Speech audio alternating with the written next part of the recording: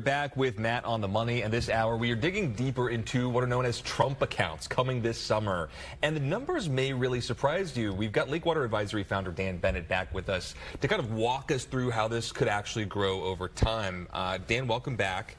The example I have here, and we can go ahead and put up the graphic because this is information people are going to want to see on screen to absorb, but $5,000, that's the limit on contributions. You put in $5,000 a year, you get a one-time contribution from the government of $1,000, grows 6%. Every year, you're going to hit $191,000 by 18, and then if you leave that alone until age 60, that's $2.2 million. That's incredible. Mm-hmm. Yeah, I mean that's the benefit of compounded interest over a long period of time. And starting early. Correct. Yeah. Is this really more of like a retirement planning tool than a college savings tool? I think that's what it was originally intended for. Okay. There are certain tax strategies, that we'll discuss in a moment, but.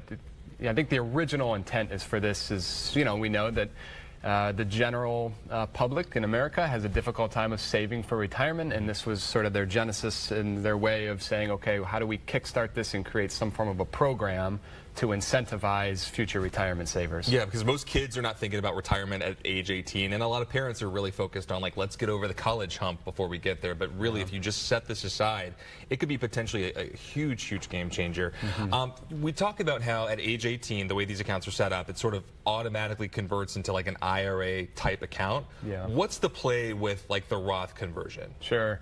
So at the age of 18, no further contributions can be made within the account. Okay. The IRS actually recently came out with a little bit more guidance on here, and I think I mentioned before, I originally wrote this type of account off, and then when I guess researched it a little bit more, I think it could make sense in certain instances where you could actually convert this balance over the course of maybe a couple different years. Mm-hmm. Into a Roth IRA. So you're converting from a traditional IRA, which is what this account turns into a Roth IRA. And you're converting during years where the child's income is very, very low or zero because, maybe they're in college or... And the reason Dan is saying this too is because that's a taxable event. You do that Roth conversion, it's going to show up on your income taxes. You have to pay on it. But if your kid is working at an Arby's or working at a summer camp and their earnings are low, that's a low income bracket, and they can see huge gains at their lowest income bracket of their life. That's exactly right. And all these contributions are non-deductible. Mm-hmm. So all of those contributions that are being converted from this IRA into the Roth are non-taxable because you didn't take the deduction up front on those contributions to begin with. So only the earnings portion would be considered taxable on the conversion.